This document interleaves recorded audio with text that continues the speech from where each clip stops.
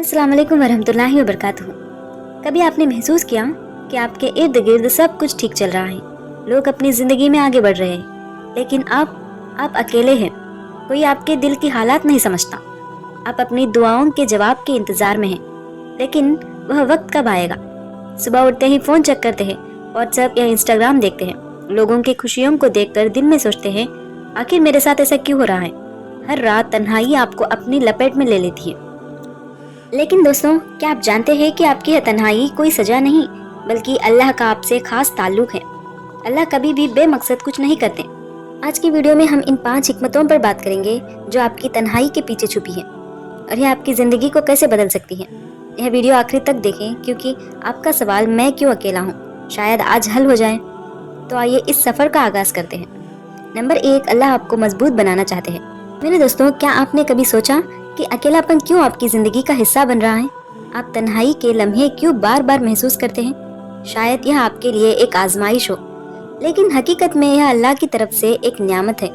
ज़िंदगी में अकेलापन अक्सर हमें मजबूत बनाने के लिए होता है। अल्लाह ताला कुरान में फरमाते हैं, अल्लाह किसी जान पर उसकी ताकत से ज़्यादा बोझ नहीं डालता। जब आप अकेले होते हैं, आपको अपनी ज़िंदगी के बारे में सोचने का वक्त मिलता है।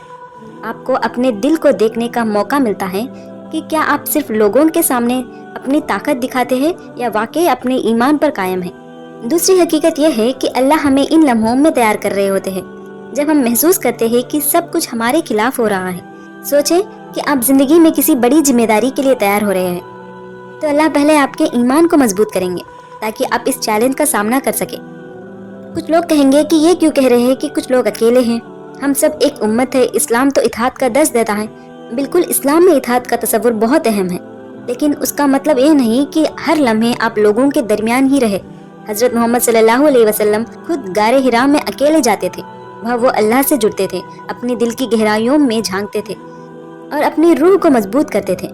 तन्हाई का मतलब उम्मत से दूर नहीं, बल्कि यह वह वक्त है जब आप खुद को बेहतर बनाते हैं, ताकि जब आप उम्मत के लिए खड़े हो तो मजबूत ईमान और किरदार के साथ खड़े हो।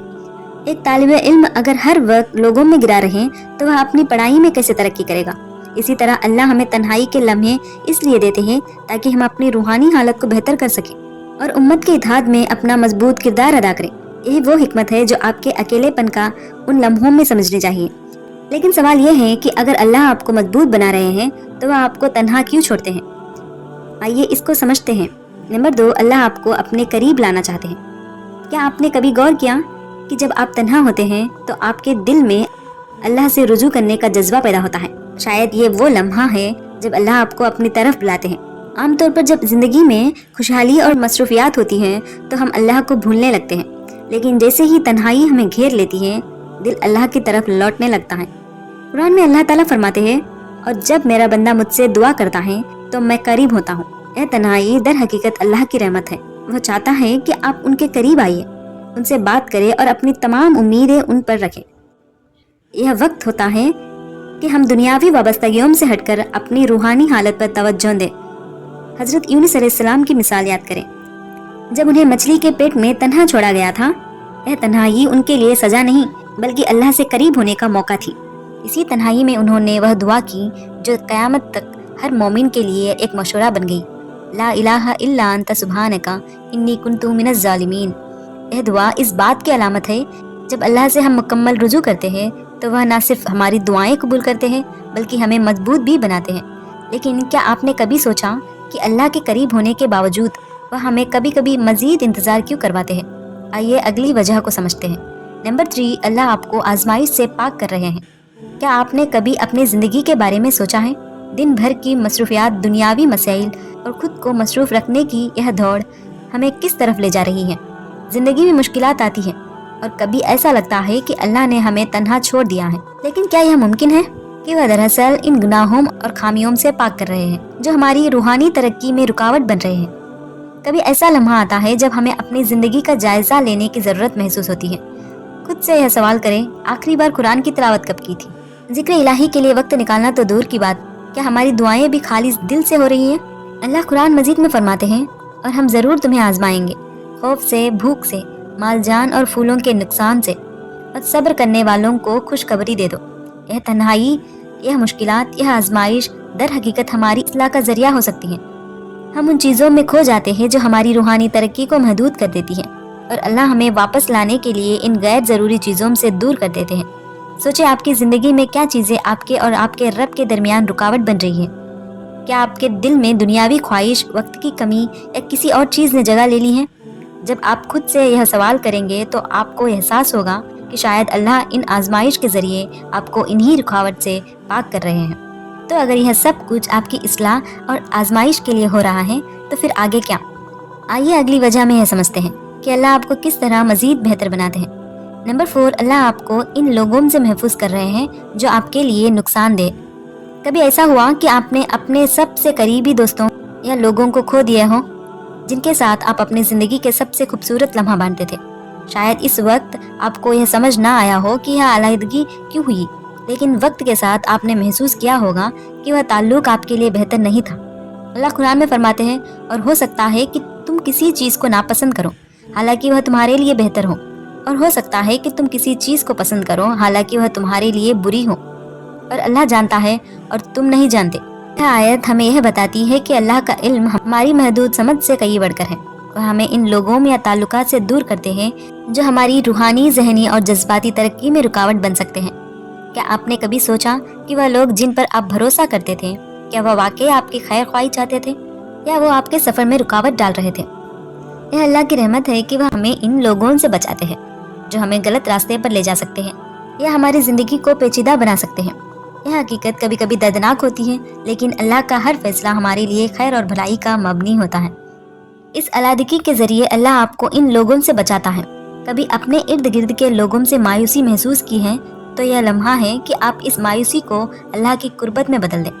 نمبر 5، اللہ آپ کی دعاؤں کو مضبوط کرنے کا موقع دے رہے ہیں۔ کیا آپ نے کبھی سوچا ہے کہ آپ کی دعائیں قبول کیوں نہیں ہوتے؟ کبھی ایسا محسوس ہوتا ہے کہ آپ اللہ سے دعا تو کر رہے ہیں لیکن دل میں وہ خلوص اور گہرائی نہیں آ رہی۔ اس وقت کو سمجھے کہ اللہ آپ کو تنہائی کے ذریعے اپنی دعاؤں کو مضبوط کرنے کا موقع دے رہے ہیں۔ اکثر ہم اپنی دعاؤں کو محض ایک روٹین یا عادت کے طور پر لیتے ہیں، ہاتھ اٹھاتے ہیں، کچھ الفاظ ادا کرتے ہیں، لیکن کیا وہ دعا دل کی گہرائیوں سے نکلی ہوتی ہے؟ اللہ ہمیں تنہائی میں رکھ کر اس بات کا احساس دلانا چاہتے ہیں کہ دعا محض الفاظ نہیں بلکہ دل اور روح کی گہرائیوں سے کی جانے والی پکار ہے۔ ہماری دعاؤں اور عبادت میں ایک سب سے بڑا خطرہ ریا یعنی دکھاوے کا ہوتا ہے۔ ریا وہ خطرناک بیماری ہے جو ہماری نیکیوں کو بے اثر کر سکتی ہے۔ جب ہم دوسروں کو متاثر کرنے کے لیے دعا یا عبادت کرتے ہیں تو ان کا مقصد اللہ کی رضا کے بجائے لوگوں کی تعریف بن جاتی ہے۔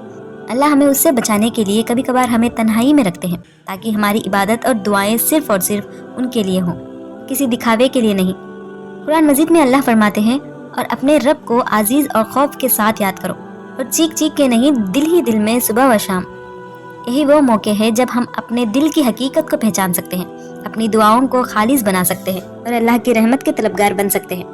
جب آپ تنہائی میں دعا کرتے ہیں تو وہ دعا نہ صرف خلوص سے بھری ہوتی ہے بلکہ اس میں ایک خاص تعلق بھی پیدا ہوتا ہے۔ اللہ آپ کو سن رہے ہوتے ہیں، آپ کا ہر لفظ، ہر آنسو جانتے ہیں، اور جب آپ دکھاوے کی خواہش سے آزاد ہو کر دعا کرتے ہیں تو وہ دعا دل کے قریب اور اللہ کے مزید قریب پہنچ جاتی ہے۔ تو اگر آپ اکیلے ہیں اور آپ کو لگتا ہے کہ آپ کی دعائیں قبول نہیں ہو رہی ہو تو یہ وقت دعا کو خالص بنانے اور اپنے دل کو اللہ کے قریب کرنے کا بہترین موقع ہے۔ اب آپ سے سوال ہے، آپ نے اپنی دعاؤں میں کتنی بار حقیقی خلوص محسوس کیا؟ آپ نے کتنی بار اللہ کے سامنے تنہائی میں اپنی کمزوریوں کا اعتراف کیا؟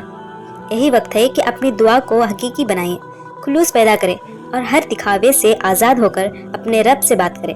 میرے پیارے دوستوں، ہم سب کو اپنی زندگی میں وہ لمحہ ملتے ہیں جب ہم خود کو تنہا، کمزور اور بے بس محسوس کرتے ہیں، لیکن یہ وہی لمحہ ہے جب اللہ ہمیں ایک خاص مقصد کے لیے تیار کر رہے ہوتے ہیں۔ یہ ہمیں بہتر انسان بنانے، ہماری دعاؤں کو خالص کرنے اور ہمیں اپنی رحمت کے قریب لانے کا وقت ہوتا ہے۔